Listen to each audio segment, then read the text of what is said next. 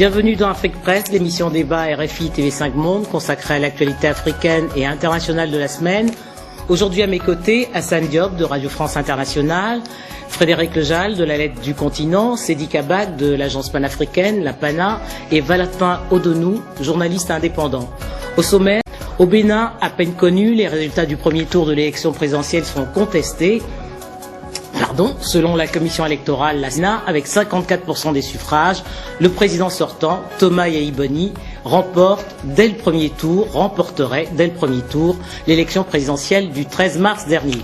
À présent, le Bénin, et pour commencer, je vous propose d'écouter le président sortant, Thomas Yahi Boni, présentant ses excuses aux oubliés des listes électorales.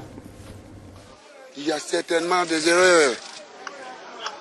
C'est pourquoi, au nom de la nation, je demande pardon à ceux qui ont été omis, s'ils existent. Pardon, qu'ils acceptent ce pardon.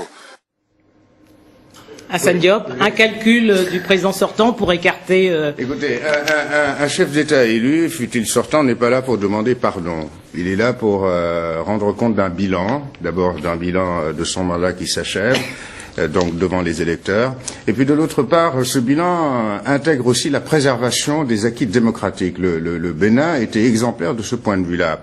Donc je pense qu'il n'est pas normal qu'un chef d'État ait demandé à pardon parce qu'il y a eu des faillites tout à fait matérielles que l'on aurait pu éviter pour aller à cette élection. À savoir qu'effectivement, des centaines de milliers d'électeurs ont été purement et simplement oubliés. Le scrutin privé l'opposition de son électorat.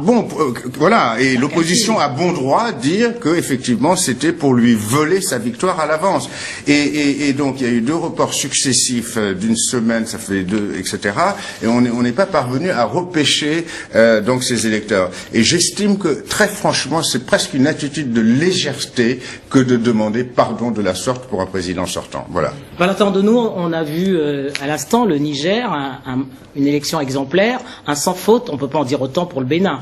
Non, mais c'est un constat accablant, parce que, écoutez, le Bénin, quand même, ça fait 20 ans que le Bénin organise des élections depuis, parce que, en fait, la première élection post-Kérékou 1, ça avait lieu en 91. C'est-à-dire que, voilà, et ça fait 20 ans. Et comment peut-on admettre qu'au bout de 20 ans, on en soit encore là? On n'est pas capitalisé. Non, mais c'est absolument scandaleux. Et je crois que c'est fait à dessein, parce que, vous savez, quand c'est confus, ben, qui est anti-bénéfice? Et je trouve lamentable, honnêtement, je dis lamentable, que le président vienne demander pardon. Un acte de contrition, c'est pas ce qu'attendent les Béninois. Les Béninois demandent à voter. On a exclu délibérément 1 400 000 électeurs sur une population de 9 millions d'habitants, dont environ, disons, 5 millions d'électeurs. Mais si, c'est énorme. Forcément, une élection, un scrutin dans ce style est forcément injuste et forcément inéquitable. D'ailleurs, souvenez-vous, ce que Kérékou a dit, Mathieu Kérékou, c'est quelqu'un qui parle très peu, qui s'exprime très peu depuis qu'il a quitté le pouvoir, et en une phrase, bon, il a tout dit. Il a dit, mais ce n'est pas une élection. Ça veut dire que pour lui, c'est un bordel, excusez-moi le terme. Frédéric Lejal, comment comprendre que le Bénin, qui a été à l'origine du renouveau démocratique du continent, avec les conférences nationales il y a 2 décennies, en soit arrivé là? C'est vrai que c'est étrange, impréparation. C'est vrai que Kérékou, même en 2006, après l'élection de 2006, avait quand même parlé d'élections chaotiques. Et ça s'est vraiment reproduit. Enfin, on en est à 3 jours de l'élection, à s'affoler, à enregistrer des électeurs à la dernière minute. Alors que c'est vrai, comme le dit Valentin, le Bénin a l'expérience de cela. Alors, est-ce qu'il y a une volonté du pouvoir de Boni Yahi de torpiller l'opposition et de vouloir passer au premier tour, car on sait que s'il est au deuxième tour, 54% des suffrages. Oui, qui ont été annoncés d'ailleurs par son porte-parole, qui n'est d'autre que son beau-frère, Marcel de Souza, a annoncé à la presse la quasi-certitude que son poulain, entre guillemets, passait dès le premier tour, sans même que la Commission nationale ait commencé son travail. Donc là, il y a déjà un coup, pas un coup d'État, mais enfin un coup d'État médiatique pour préparer, je ne sais pas, l'opinion publique béninoise, enfin bon, à cette éventualité. Mais c'est vrai que là, on parle de bureaux de vote fantômes, on parle d'isoloirs bourrés d'avance, de bulletins préestampillés. il y a apparemment un vrai problème, et le fait que Boni Yayi demande pardon, c'est déjà effectivement troublant. C'est-à-dire qu'un président sortant n'a pas à demander pardon, il a à refaire le scrutin s'il veut aussi mal passer que cela. Seydi Kaba, que faut-il espérer de la réaction, que faut-il attendre de la réaction des deux principaux rivaux, Andrien Oubedji et Abdoulaye Biotchani? Non, déjà, à juste raison, les deux ont commencé à contester le résultat. Et parce qu'on est parti de scandale en scandale. Le scandale des personnes qui n'ont pas été inscrites sur les listes électorales et le scandale post-électoral qui est celui de l'annonce de la victoire du président sur les médias publics. Les médias publics, la radio-télévision, alors que la Sénat dit qu'elle n'a pas commencé à ouvrir les cantines qui étaient encore scellées. Les médias publics annoncent la victoire de Yayi Boni. Le Sénat parlait d'ailleurs de provisoire à la fin de la semaine. Absolument. Avant que la Sénat n'ait commencé à dépouiller, les médias publics annoncent la victoire de Yayi Boni. Une victoire qui est carrément en contradiction avec son propre bilan. On ne voit pas comment Yayi Boni aujourd'hui, avec le nombre de candidats qui sont en liste, 13 candidats, dont lui-même, Oubedji plus Abdoulaye Biotchani, comment Yayi Boni peut avoir réalisé 54%. Donc aujourd'hui, les opposants sont légitimes à contester cette élection, quel que soit le résultat, il y aura toujours matière à contestation. Et finalement, voilà, malheureusement, il se produit des exemples en Afrique qui suscitent parfois des mimétismes, et souvent les mauvais exemples se reproduisent. Je trouve qu'on s'achemine effectivement au Bénin vers ce qu'on a connu récemment en Centrafrique. C'est-à-dire, on a vu un général Bozizé, auteur de coups d'État en Côte d'Ivoire ailleurs, hein, auteur de coups d'État, il a fait élire toute sa famille, député ou pas député, cousins, femmes, etc., etc. Il a raflé plus de 56%, nous dit-on, au premier tour, réélu dès le premier tour. C'est absolument invraisemblable. Alors, mais personne n'a contesté, sauf la francophonie. Mais l'Union africaine, les observateurs patentés, etc., n'ont rien trouvé à redire. Voilà, c'est pourquoi, encore une fois, s'il n'y a pas de disposition de prise, pardonnez-moi, en amont notamment, hein, c'est-à-dire que les observateurs qui viennent, lorsqu'il s'agit simplement de mettre son bulletin dans l'urne, c'est trop tard. C'est aussi, je dirais, que ce sont les observateurs internationaux, notamment l'Union européenne, parce que d'un autre côté, l'Union européenne banque et envoie des observateurs, qui doivent exiger que dire, voilà, nous n'observons pas cette élection parce que les conditions ne sont pas remplies. Non. Frédéric Lejal, jusqu'à présent, le Bénin a toujours été présenté comme un modèle de démocratie et de bonne gouvernance. Comment en est-on arrivé là? Bah écoutez, c'est aussi le fruit d'une personnalité, Thomas Boni Yayi. Je pense qu'il tient absolument à faire un deuxième mandat. Si d'aventure il parvenait à le faire, d'ailleurs, je pense qu'on peut s'inquiéter sur la situation de ce pays, parce que c'est vrai que au cours des 5 dernières années, il y a eu des scandales vraiment à répétition.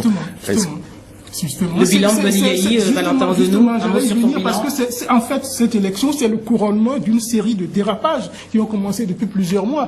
Vous savez, Yayi Boni a été plébiscité il y a 5 ans. Il a été élu avec plus de 75% des voix. Et très vite, les dérapages ont commencé. Et il y a ce qui est plus inquiétant et plus grave, c'est qu'il y a un recul des libertés dans ce pays. Imaginez que la télévision nationale, elle n'est pas ouverte aux opposants. Les opposants n'ont pas le droit de s'exprimer sur la chaîne nationale. C'est un scandale, ça ne s'est jamais vu au Bénin.